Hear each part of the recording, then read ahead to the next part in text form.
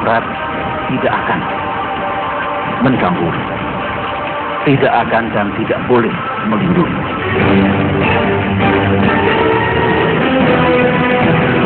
Semua katanya. Fakta hukum itu tidak bisa katanya.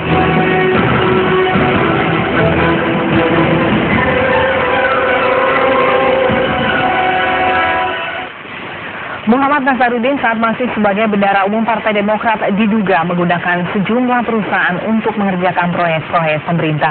Antara lain PT Jatah Graha Indah yang kini terlibat dalam suap pembangunan Wisma Atlet SEA Games. 74% proyek yang dikerjakan perusahaan ini berasal dari pemerintah. Bagaimana perusahaan ini bisa terus mendapatkan proyek dari anggaran negara? Berikut penelusurannya. PT Duta Graha Indah berkantor di Jalan Sultan Hasanuddin, Kebayoran Baru, Jakarta Selatan. PT ini adalah perusahaan publik yang tercatat di Bursa Efek Indonesia dan berdiri sejak tahun 1982.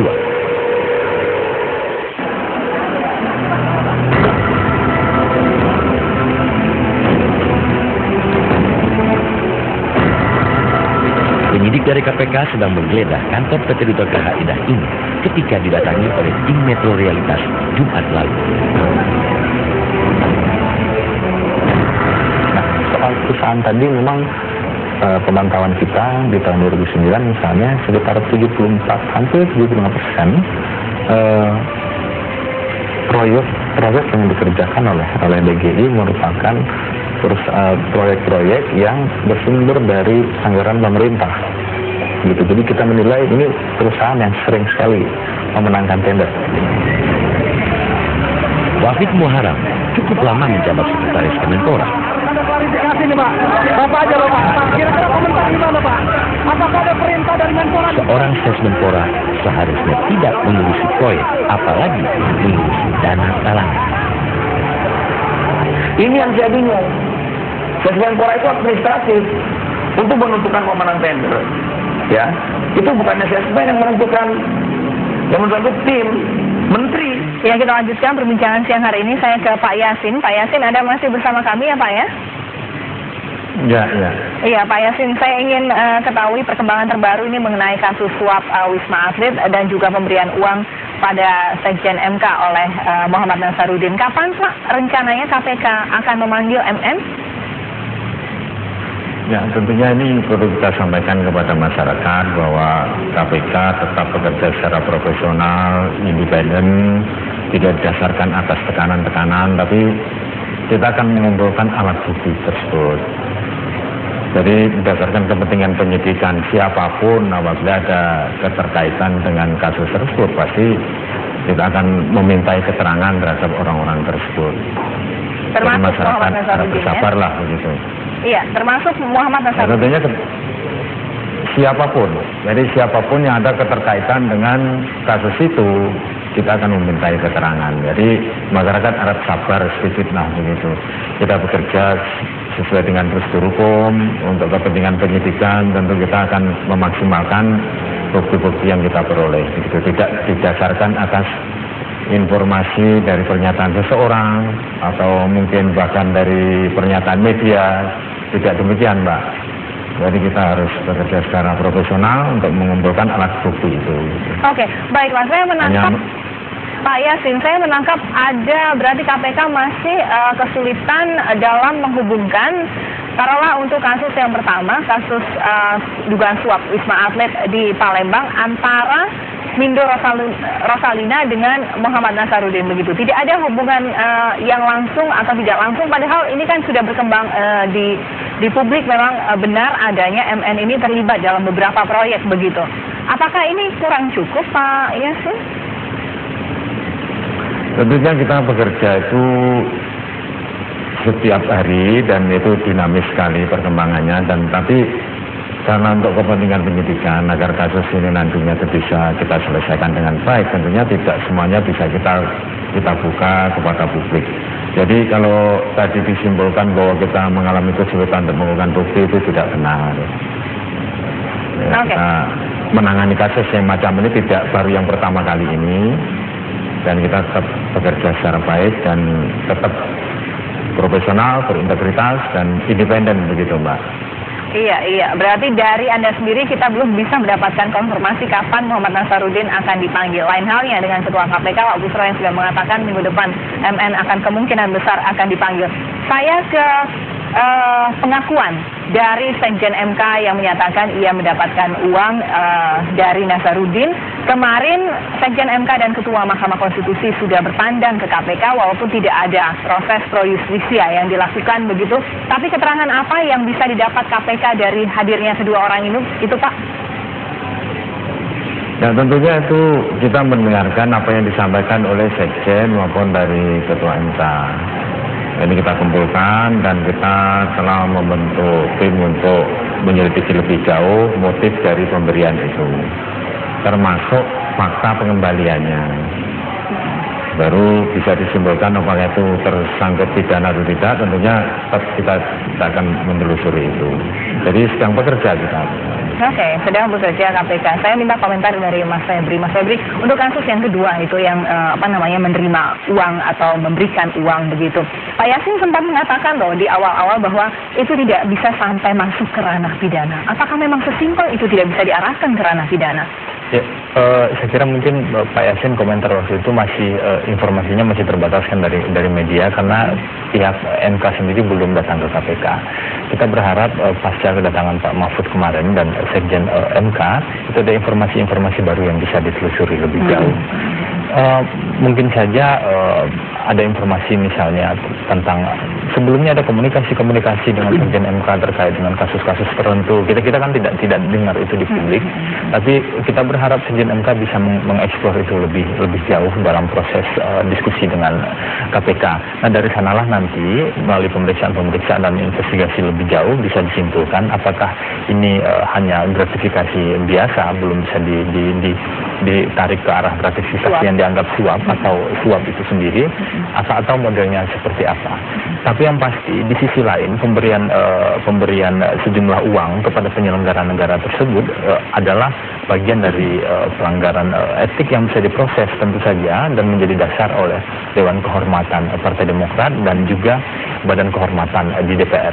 Jadi poinnya adalah proses di KPK tetap jalan secara independen dan profesional. Tapi Demokrat juga harus tegak. Tapi KPK juga tidak boleh terlalu lambat memproses ini karena publik sangat berharap KPK bisa membongkar skandal demi skandal kasus korupsi politik, dan Demokrat juga punya ketegasan, tidak kompromistis. Mentang-mentang Nasaruddin mengancam akan membongkar skandal di Demokrat, tiba-tiba terkesan agak mundur. Nah itu akan merugikan kredibilitas Demokrat itu sendiri. Demikian juga dengan DKDPR. Itu satu hal.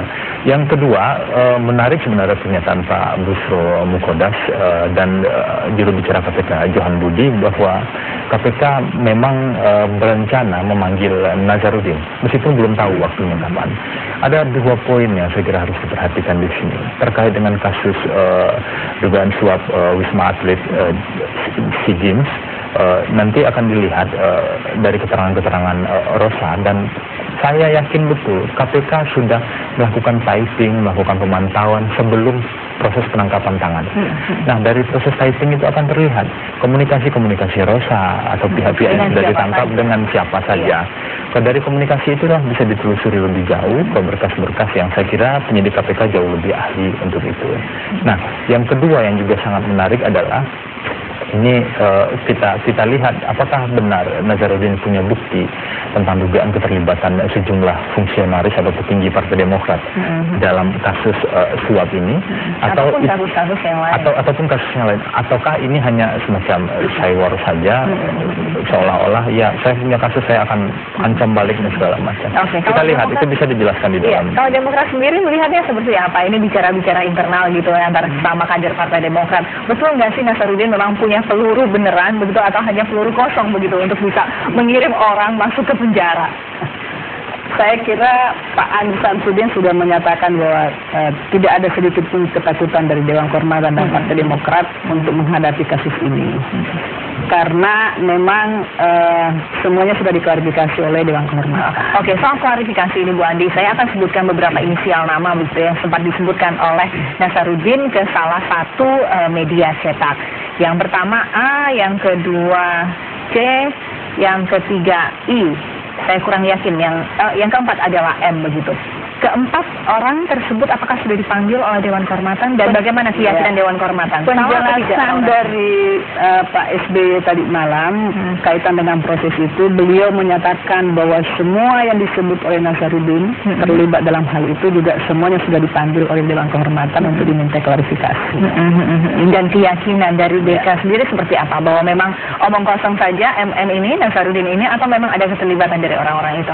Beliau mengatakan bahwa di samping mengklarifikasi siapa-siapa yang disebut, juga ada bukti-bukti lain yang beliau kumpulkan tentu melalui prosedur tertentu. Misalnya DK sendiri kan bekerja setahu saya kurang lebih 3 minggu ya, dan dengan 5-6 kali rapat untuk bisa mengambil satu keputusan. Jadi beliau menjelaskan bahwa sesungguhnya pekerjaan DK ini kan berjalan terus untuk mengumpulkan bukti-bukti dan fakta-fakta atau klarifikasi terhadap siapa-siapa yang disebut oleh Nazarudin ataupun bukan disebut oleh Nazarudin, juga semua dimintai klarifikasinya terkait dengan hal tersebut. Termasuk Nazarudin sendiri, setahu saya kurang lebih 2 kali lah ya, 2 kali dipanggil menghadap Dewan Kehormatan.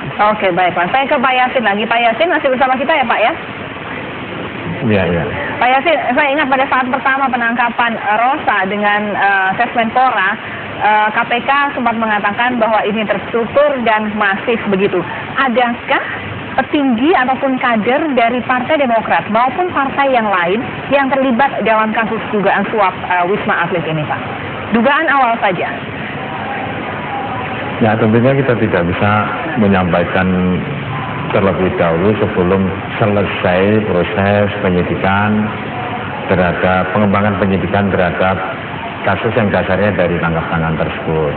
Nanti ada saatnya kita menyampaikan itu apabila bukti-bukti sudah kita kumpulkan, sebab proses untuk pemanggilan beberapa orang untuk kita minta keterangan itu tetap berlangsung. Nah, tentunya kita juga tidak akan mengatakan kapan ini dipanggil si A, si B, itu tidak seperti itu. Oke, baiklah kalau begitu. Sangat, ya. Iya, baiklah Pak Yasin, tapi kita menantikan kerja KPK cukup cepat ya Pak ya, agar publik tidak lagi meragukan independensi dari KPK. Pak Yasin, terima kasih sudah bergabung bersama dengan Metro Siang. Saya kembali kepada Mas Febri dan Mbak Andi, kita bicara soal closing statement aja ini. Tidak ada partai yang bersih sekarang ini. Bendahara umum itu bisa dikatakan sebagai cukong dalam tanda kutip yang baik ya, dalam hal ini partai begitu. Dan satu sisi ada badan anggaran DPR yang di sini banyak terjadi deal-deal begitu. Bagaimana kita mulai membersihkan agar kedepannya hal-hal seperti ini tidak terjadi lagi? Jadi di riset-riset ICW itu kita meyakini bahwa salah satu akar korupsi yang besar itu adalah korupsi politik. Ketika kekuatan politik dan kekuatan birokrasi kelas atas itu bersekongkol dengan kekuatan bisnis, sehingga kebijakan-kebijakan, alokasi-alokasi, proyek-proyek itu hanya ditujukan untuk kepentingan kroni mereka saja. Itu satu hal. Nah, artinya kita bicara soal pertama dana politik. Nah, dari mana sumber dana politik itu? Regulasi, kita punya regulasi dana politik tapi sangat lemah. Undang-undang parpol, undang-undang pemilu, undang-undang pilpres dan segala macam, ada batasan segala macam. Nazarudin misalnya dikatakan oleh salah seorang anggota Dewan Kehormatan bahwa dia memberikan sumbangan sekitar 13 miliar dalam jangka waktu setahun. Itu kan sumbangan yang luar biasa. Aturannya masih abu-abu. Apakah ada batasan kadar? Dan memang dibuat abu-abu karena undang-undang parpol revisinya sudah diketok kalau saya tidak tahu. Ya, kita tahu undang-undang ini dibuat oleh orang-orang parpol sendiri yang duduk di DPR. Nah, ini menjadi persoalan serius. Kalau kita tidak bisa mengharapkan undang-undang parpol lagi, apa yang bisa kita harapkan dari partai politik untuk bisa transparan begitu ya kepada publik? Ada satu hal yang sangat penting adalah saya melihat dari perspektif pemberantasan korupsi. Kita punya yang namanya Konvensi PBB melawan korupsi, kita sudah ratifikasi. Di sana ada klausul-klausul yang memungkinkan persoalan dana politik ini ditarik ke rezim korupsi, sehingga ke depan akar dari pemberantasan akar dari korupsi itu bisa diproses misalnya oleh KPK, polisi atau jaksa. Dan yang kedua, kita sangat membutuhkan yang namanya regulasi anti konflik kepentingan. Jadi kalau Anda menjadi anggota DPR atau Anda berada di partai politik, Anda atau kroni Anda atau yang punya hubungan istimewa dengan Anda itu tidak boleh ikut tender proyek pemerintah. Nah, ini akan meminimalisir anggaran negara dikuras untuk kepentingan partai politik. Yang kedua, kita harus sangat serius, bisa dicontohkan mungkin kalau memang Partai Demokrat punya komitmen untuk membuka sumber-sumber dana politik Partai Demokrat secara periodik. Jadi bukan hanya tergantung kepentingan pemilu dan 5 tahun sekali. Secara periodik, misalnya selama 1 tahun kami mendapatkan dana dari internal, sumbangan begini, dari eksternal begini, dari perusahaan seperti ini, dan itu diumumkan. Itu dokumen terbuka yang seharusnya bisa diakses oleh publik. Dari sana kita bisa lihat, kalau ada perusahaan-perusahaan 1, 2, 3, 4 yang menyumbang signifikan ke Demokrat, dan ternyata mereka dapat proyek pemerintah, nah ini harus ada pertanyaan serius di sana. Benar tidak menang tender atau menang tender yang diatur begitu ya? Itu adalah langkah pencegahan. Saya kira Demokrat jika mau bisa melakukan itu, dan jika memang komitmen pemberantasan korupsi Pak SBY itu real dan tidak hanya kosmetik belaka. Bu Andi silakan, mungkinkah dilakukan oleh Saya Demokrat? kira sangat mungkin ya, tapi memang harus merubah undang-undang pemilu ya, walaupun barusan diketok tahun 2010 ya, undang-undang parpol, ya. undang-undang parpol 2011 ya, nomor 2 tahun 2011. Memang saya juga kebetulan barusan pulang dari Berlin, mempelajari partai dan keuangannya juga di sana. Itu memang di sana kelihatannya pemerintah sangat serius memberikan budget yang cukup tinggi kepada semua partai politik yang lolos PP ya.